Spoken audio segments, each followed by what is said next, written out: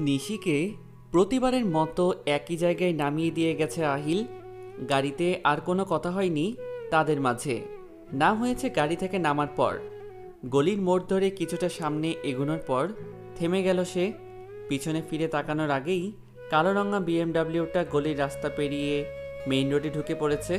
আর ততক্ষণে সেটা চোখের আড়ালে চলে গিয়েছে নিশির। শার্টের উপর হুডি জ্যাকেট চাপিয়ে এতখানি রাস্তা ড্রাইভ করে এসেছে আহিল।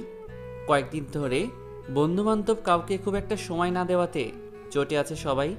আর সেই জের ধরেই আড্ডাতে যোগ দিতে যাচ্ছে আহিল। তার উপর মেজাজটাও আজকে ঠিক নেই। আড্ডা জমেছে ফারাজের বাসার ছাদে। নিশিকে নামিয়ে দিয়েই আহিল এখানে চলে এসেছে। ড্রয়িং রুমে ঢুকতেই ফারাজকে দেখা গেল বসে কাগজ হাতে কি যেন করছে। মা বাবা আপনজন বলতে কেউই নেই তার। অনাথ আশ্রমে মানুষ, তারপর সেখান থেকে এত দূর শুধুমাত্র নিজের মেধার দাপটে। ফারাজের সাথে পরিচয় আহিলের হাই সেকশন থেকে। প্রাইমারি সেকশন শেষ করে দুজন ভিন্ন জায়গা থেকে এসে ঢাকার সরকারি স্কুলে চান্স পায়। সেখান থেকে তাদের বন্ধুত্ব। তারপর আহিল দেশের বাইরে চলে যায়। যদিও ফারাজকে সে সাথে নিতে চেয়েছিল, কিন্তু ফারাজ ছোটবেলা থেকে ছোট জিনিসগুলোর জন্য এক প্রকার সংগ্রাম করে অর্জন করতে শিখেছে। সেই জায়গায় আহিলের এই বন্ধুপ্রীতিটা তার কাছে হাত পেতে নেওয়া সহানুভূতি মনে হয়েছে। নিজের ভালোবাসাকে আহিল বন্ধুর চোখে সহানুভূতির তকমা দিতে চায়নি, তাই সেও আর জোর করেনি। আহিলের সাথে বন্ধুত্বের সূত্রে ফারাজের সাথে তার মা বাবারও একটা বন্ধন হয়ে গেছে। ফারাজকে এক প্রকার তাদের পরিবার প্রিয়জন বলা চলে। আহিল কোনো কথা না বাড়িয়ে নিঃশব্দে গিয়ে ফারাজের সামনের সোফায় বসে পড়ল। কিরে, কখন আসলি? এইমাত্র বসলাম। আমি তো ভেবেছিলাম আজকেও আসবি না। নিশিকে নিয়ে বের হয়েছিস? তুই তো আমাকে ভুল প্রমাণ করে দিলি। তুই কবে সঠিক ছিলি? কথাটা বলতে বলতেই আহিল সোফার ব্যাকআপে মাথা এলিয়ে দিল। কিরে, মুখে কিসের দাগ এটা? আহিল কিছু বলল না। এখন মুখ খুলতে একটু ইচ্ছা করছে না তার। সারা গায়ে মনে হচ্ছে কেউ পাথর বেঁধে দিয়েছে। নিজের ভাব নিজের কাছে এখন পাহাড় সমান বোঝার মতো লাগছে। মন খারাপ? জবাবে আহিল নিজের চোখ দুটো বন্ধ করে নিল। আর চোখ খুলল না। এভাবে থাকতে বেশ আরাম লাগছে তার কাছে। ঘুম ঘুম ভাবটা ভর করেছে সারা গায়ে, কিন্তু ভালোভাবে ঝেঁকে ধরছে না ব্যাপারটা। একদম মাতাল হবার প্রথম ধাপ ঘোর ঘোর লাগা যাকে বলে। নিশি কেমন আছে? তোর সাথে কথা হয় না? না, ইদানিং হচ্ছে না। তুই নিজেই খোঁজ নিয়ে নিস। আফটার অল ভালো বন্ধু তোরা, বন্ধুর খোঁজ নিচ্ছিস না, তা কি হয়? চোখ বন্ধ করে কথাগুলো বলছে আহিল। আহিলের এই কথাগুলো শুনে ফারাজ খুব ভালোভাবে বুঝতে পারল যে নিশির সাথে তার কিছু হয়েছে। তার জন্যই এভাবে আইকা আর বেলকাটা মিশিয়ে কথা বলছে। কি হয়েছে তোর আহিল? নিশি তো পিচ্ছি একটা মেয়ে। আমি তোকে কতবার বুঝিয়েছি ওর কাছ থেকে নিজের ব্যাপারে কোনো কিছু এক্সপেকটেশন করাটা। ওর কাছে আমার প্রতি ওর ভালোবাসা ছাড়া আর কোনো এক্সপেকটেশনস নাই। তোর ভালোবাসাটা কিন্তু নিশির উপর চাপিয়ে দেওয়া। It's a one kind of force here. That's why she needs more time to realise your love and affections for her. I know that I loved her and I need her. I don't need anything else. I don't need her love. My love is enough for us. But I can't live without her. Why? She is not understand. কথাগুলো বলে চোখ দুটো খুলতেই দুফোঁটা জল গড়িয়ে দুপাশের চুলের গভীরে চলে গেল। ফারাজ এক দৃষ্টিতে তাকিয়ে আছে আহিলের দিকে। আহিলের মতো স্ট্রিং পার্সোনালিটির ছেলের চোখে জল। এত কালো তার সাথে সম্পর্ক, কিন্তু চোখের জল। বড্ড ভাবাচ্ছে ফারাজকে। ফারাজ প্রথমেই ভেবেছিল এই সমস্যাগুলো নিয়ে, কিন্তু পরবর্তীতে আহিলের ম্যাচিউরিটি, সিচুয়েশন সামলানোর দক্ষতার কথা ভেবে চিন্তাগুলো এড়িয়ে গিয়েছিল। কিন্তু আজ সে স্পষ্ট দেখতে পাচ্ছে নিশি নামক ভালোবাসাটা ক্রমশ আহিলের ম্যাচিউরিটি আর কন্ট্রোলিং পাওয়ারটাকে নিঃশেষ করে দিয়ে সেখানে একটা ছোট্ট বাচ্চার মতো তার প্রিয় জিনিস হারানোর ভয় ঢুকিয়ে দিচ্ছে। একটা দীর্ঘশ্বাস ছেড়ে ফারাজ আহিলের পাশে গিয়ে বসল। তোকে কিন্তু এভাবে দেখতে মোটেও অভ্যস্ত নই আমি। মুড চেঞ্জ কর জলদি। মুড চেঞ্জের সুইচটা খুঁজে বের করে দে। শালা মুড চেঞ্জের সুইচ খোঁজ না, বউ নিয়ে ঘুরে আসলা, গেলা ভালো মানুষের মতো আর আইলা। থাক, আমি ভদ্র ডাক্তার মানুষ, আমার এসব না বলাই ভালো। আরে বল বল, মনে আক্ষেপ রাখিস না। তোর যে জ্বলতেছে আমি বুঝি তো। আমি প্রেমিক ব্যাচেলার, আমার সামনে বউ নিয়া ঘুইরা বেড়াও, আবার আদরের চিহ্ন শো অফ করো। বুঝি বুঝি, খালি বিয়েটা করতে দে। সোহানা শুধু রাজি হোক। তো কর না, করেছি নাকি? তো তা সোহানার আলটিমেটাম ভুলে গেলি নাকি? কি যেন বলেছিল? সমস্যা নাই দোস্ত, তার সলিউশনও পেয়ে গেছি। কনসিলার কিনে দিব আর রোমান্স করব। আহিল কিছু না বলে চোখ ড্যাব ড্যাব করে তাকিয়ে আছে। খরচটা বেড়ে গেল আর কি। এভাবেই কথা বলতে বলতে বাকি বন্ধুরা এসে যোগ দিল তাদের সাথে। ফারাজের ছাদে আড্ডার সব আয়োজন করে রেখেছে সার্ভেন্টরা, তাই সবাই ছাদে গিয়েই হাঁড়ি জমালো। সাদিক, রাফসান, কিশোর, রিফাত এরা সবাই হচ্ছে আহিলের এইচএসসির ফ্রেন্ড। এদের মধ্যে ফাহিম হচ্ছে রাফসানের ছোটবেলার বন্ধু। দেশে এসে তার সাথে পরিচয় আহিলের। চলতে চলতে সেও গ্রুপের একজন হয়ে গেছে অল্প সময়ের মধ্যেই। কিরে, তুই এমন ঘুমটা টেনে আছিস কেন? শীত তো ঢাকায় এখনো সেভাবে পড়েইনি। আরে নতুন প্রেমের নতুন আবহাওয়া, আহিলের এবার শীত একটু বেশি লাগবেই স্বাভাবিক। ফারাজের উস্কানিতে সব বন্ধুরা মিলে আহিলের লেগ পুল করে যাচ্ছে। জবাবে আহিল কখনো মুখ্যম উত্তর দিচ্ছে, আবার কখনো মুচকি হেসে যাচ্ছে।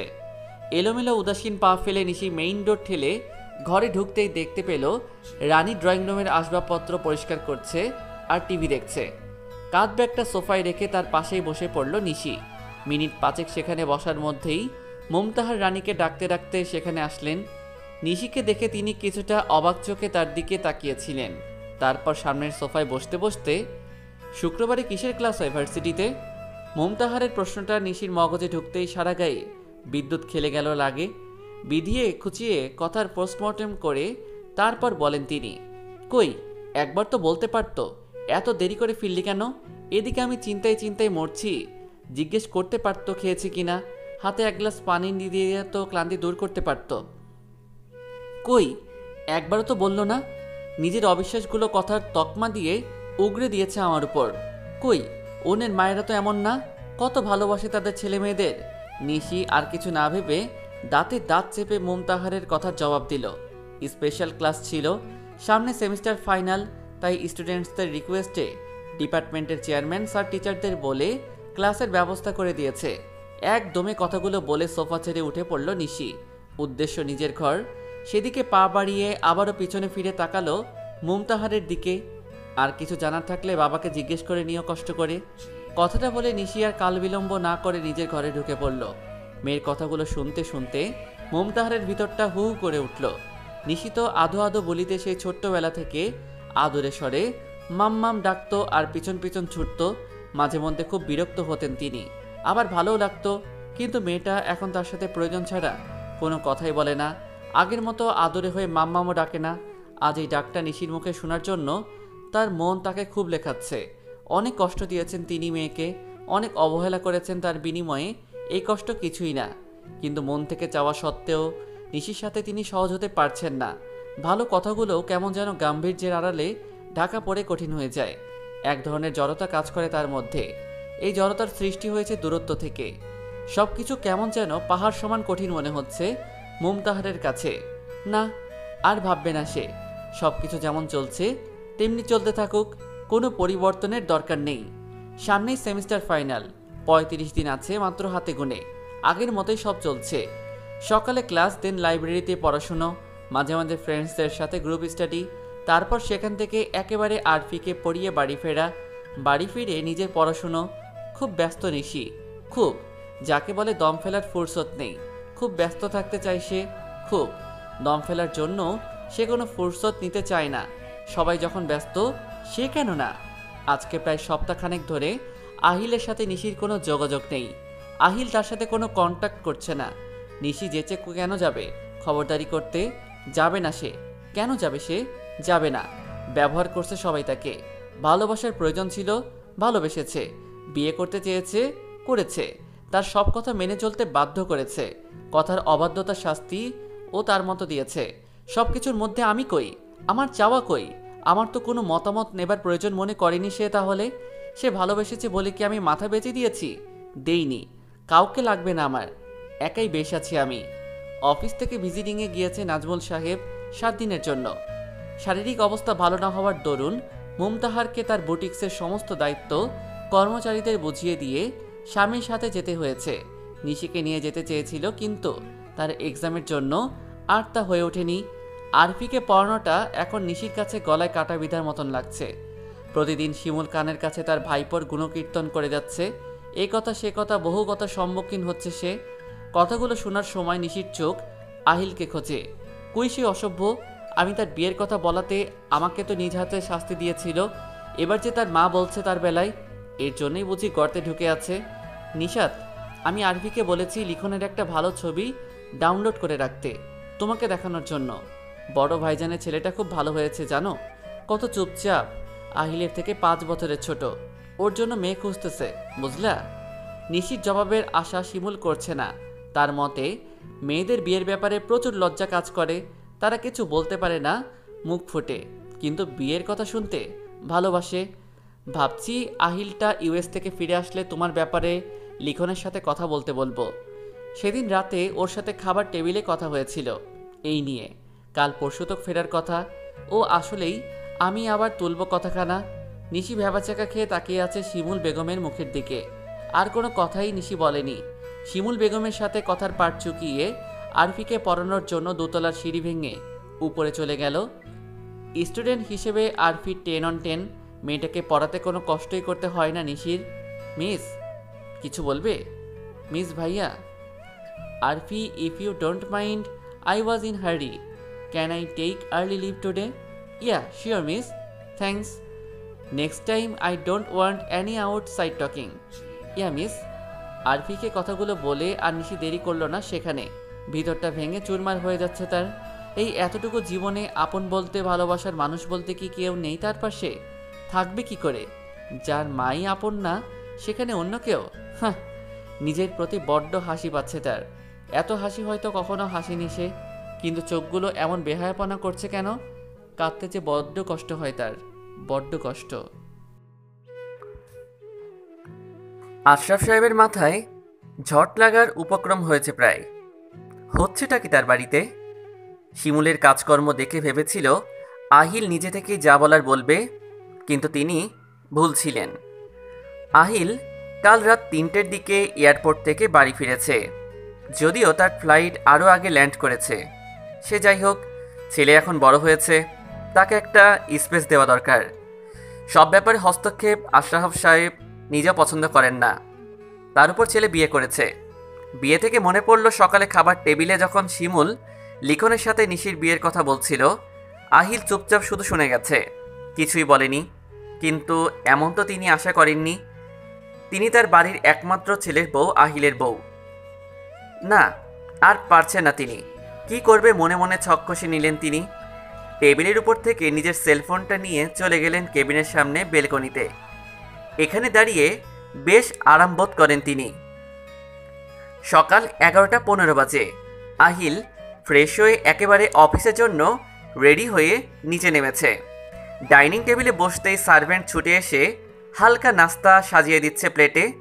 ফেরার পর মায়ের জোড়াজড়িতে সকালে টেবিলে এসেছিল, কিন্তু কিছুই খেতে পারেনি। প্লেট থেকে ব্রেডটা নিয়ে কিছুক্ষণ তাকিয়ে থেকে বড় করে কামড় বসালো। ঠিক তখনই শিমুল বেগম ঢুকলেন হাতে এক গাদা সবজি ভর্তি ঝুড়ি নিয়ে। একটু আগে বাগানবাড়ির 2জন লোক এসে দিয়ে গেছে এইগুলো। সার্ভেন্ট ছুটে এসে শিমুলের কাছ থেকে ঝুড়ি নিয়ে নিলেন। মেইন ডোর থেকেই তিনি আহিলকে দেখেছেন, তাই ছেলের মুখ বরাবর বসে পানি খেয়ে গলা ভিজিয়ে নিল।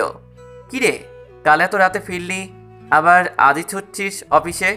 আসার কথা তো ছিল আরও 2 দিন আগে, এত দেরি করলি যে? কাজ করে রেস্ট করে তবেই ফিরেছি, তাই আজই অফিসে জয়েন দিচ্ছি।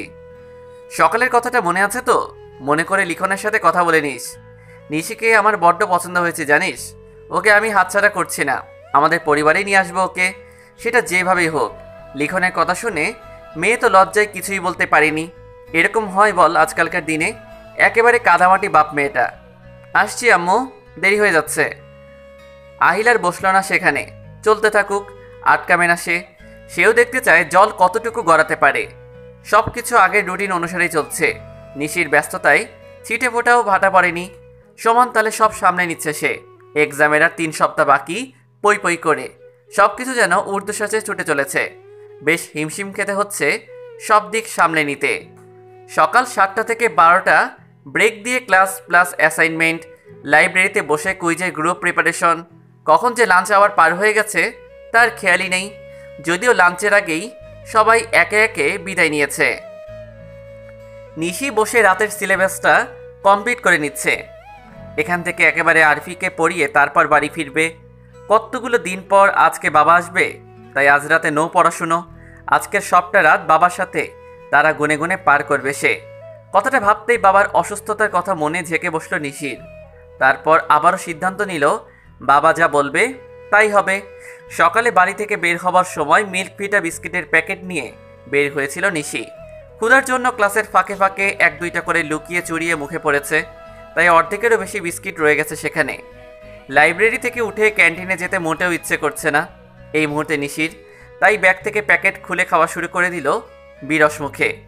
আশরাফ সাহেব সকালে ফোনে কথা বলে অফিস থেকে বের হয়ে গিয়েছিলেন, তারপর আর অফিসে ফিরেনি, একেবারে বাড়ি চলে এসেছে। আজকে ঝামেলাও কম, ডিল কমপ্লিট করে নতুন প্রজেক্টের প্রসেস চলছে। ব্যাপারখানা আহিল ইজিলি হ্যান্ডেল করতে পারবে একা, তাই আর তিনি এত মাথা ঘামাননি। এতকাল তো তিনি একাই মাথা ঘামিয়ে এসেছেন, আজ না হয় ছেলে একটু সামলাক। লাইব্রেরি থেকে বের হতে হতে নিশির বাবার সাথে কথা হয়ে গেল। তারা গাড়িতেই আছে, জ্যামে পড়েছে। ফিরতে ফিরতে 7টা থেকে 8টা বাজতে পারে। বাবার সাথে কথা শেষ করে নিশি শপিং মলের দিকে চলে গেল। এই প্রথম বাবার জন্মদিন পালন করতে পারেনি সে, তাতে কি, গিফট তো দেওয়াই যায়। নিজের কামাই থেকে প্রথম গিফট করবে সে, ভাবতে আনন্দে মন ছেয়ে গেল নিশির। বাবার জন্য ডার্ক ব্লু আর স্কাই কম্বিনেশন এর টাই আর টাই ক্লিপ পছন্দ করে কিনে র্যাপারে মোড়ে রওনা দিল আরফিকে পড়ানোর উদ্দেশ্যে। কিন্তু শরীর আর কুলাচ্ছে না, পা ভেঙে আসছে। ছুটি নেওয়াটা কেমন দেখাবে, সেদিনও না পড়িয়ে চলে আসলো। এসব ভাবতে ভাবতে নিশি 5:30 নাগাদ পৌঁছে গেল সেখানে। ড্রয়িং রুমে আজকে শিমুল বেগমকে দেখতে না পেয়ে নিশি একটু হাঁপ ছেড়ে সিঁড়ির দিকে উঠে যাচ্ছে। উপরের দিকে শেষ সিঁড়িতে পা দেওয়ার আগেই নিশি আর কিছু ঠাহর করতে পারছে না। মাথা কেমন ঝিম ধরে আছে, সব কেমন যেন চুপ মেরে আছে। কানে চিকন একটা আওয়াজ আসছে, আওয়াজে একদম কান ব্যথা হয়ে যাচ্ছে। দৃষ্টি ধীরে ধীরে গোলাটে হয়ে যাচ্ছে। আশরাফ সাহেবকে চা দিয়ে মাত্রই ঘর ছেড়ে বেরিয়েছে শিমুল নিশির সাথে আড্ডা দেবার লোভে। এতক্ষণে এসে পড়ার কথা ভাবতেই নিশিকে সিঁড়ির গোড়ায় দাঁড়িয়ে থাকতে দেখলেন তিনি। কিছুটা সামনে এগিয়ে ডাক দিতে গিয়েই দেখা গেল নিশি সিঁড়ির হাতলে আছড়ে পড়ে মাথায় বাড়ি খেয়ে সিঁড়ি দিয়ে গড়িয়ে পড়ছে। ঘটনাটা ঠাহর করতে পেরে শিমুল বেগম সিঁড়ির কাছে তাড়াহুড়ো করে এলেন, কিন্তু নিশিকে ধরতে পারছে না। এত দ্রুত গড়িয়ে পড়ছে, আর এতখানি দূরত্বে নিশিকে নাগাল পাওয়ার কথাও না। অফিস থেকে ফিরে গাড়ির চাবি হাতে অফিস ব্যাগ সহ ফোন ঘাঁটতে ঘাঁটতে সবেমাত্র মেইন রোডে ঠেলে ড্রয়িং রুমে পা ফেলেছে আহিল। মাকে এভাবে চিল্লাচিল্লি করে নামতে দেখে দ্রুত এগিয়ে গেলেন সেদিকে। ততক্ষণে নিশি ফ্লোরে এলোমেলো হয়ে পড়ে আছে। শিমুলের চিল্লানো শুনে অপর পাশে সিঁড়ি দিয়ে আরফি আর আশরাফ সাহেব তাড়াহুড়ো করে নেমে এসেছে। বাড়ির ভিতরের সার্ভেন্টগুলোও ছুটে চলে এসেছে। সবাই এসেছে, কিন্তু সময় মতো কেউ আসতে পারেনি। তার চেয়ে বড় কথা, বিপদ কপালে থাকলে একভাবে না একভাবে হবেই। এখন সেটা হাজার মানুষেরও মোকাবেলা হোক। ব্লু জিন্সের সাথে হোয়াইট অ্যান্ড ব্লু স্টাইপের লং ফুল শার্ট টপস পরেছে নিশি। বিনুনি থেকে কাটা চুলগুলো খুলে খুলে যাচ্ছে। কপালের ছোট আর মাঝারি চুলগুলো সারা মুখে লেপ্টে আছে। আইডি কার্ডটার ফিতা গলার চেইনের সাথে পেঁচিয়ে আছে। শিমুল বেগম আল্লাহ আল্লাহ করে নিশির পাশে বসে মুখ থেকে চুলগুলো সরিয়ে নিলেন। আল্লাহ আল্লাহ, আম্মা কিছুই হয় নাই, চোখ খুলো মা। এই যে আন্টি, কথা বলো। আসফি দেখো না। নাক থেকে গলগলিয়ে রক্ত বের হচ্ছে। মাথার এক পাশ রক্ত আর চুলে জবজবে হয়ে আছে। শিমুলের হাত সেদিকটাই পড়তেই হাত তুলে রক্ত দেখে ঠাহর করা গেল ক্ষতটা। শিমুল বেগম নিজের হাতটা দেখে নিজেই ভয় পেয়ে চিৎকার দিয়ে উঠলেন। জামার বিভিন্ন জায়গায় ছোপ ছোপ রক্ত ভেসে উঠছে। বাঁদিকের গালটা কেমন নীল হয়ে আছে, এখানেও লেগেছে মনে হচ্ছে। আহিলের হাত থেকে কখন ফোন ব্যাগটা চাবি পড়ে গেল ঠাউরি করতে পারল না সে। নিশিকে খুঁটিয়ে খুঁটিয়ে দেখছে সে। এক দৃষ্টিতে তাকিয়ে আছে আহিল ফ্লোরের দিকে। রক্ত, সাদা টাইলসের ফ্লোরে মনে হচ্ছে কেউ গাঢ় লাল আলতা ফেলে দিয়েছে, কিন্তু এগুলো তো আলতা না, রক্ত, নিশির রক্ত।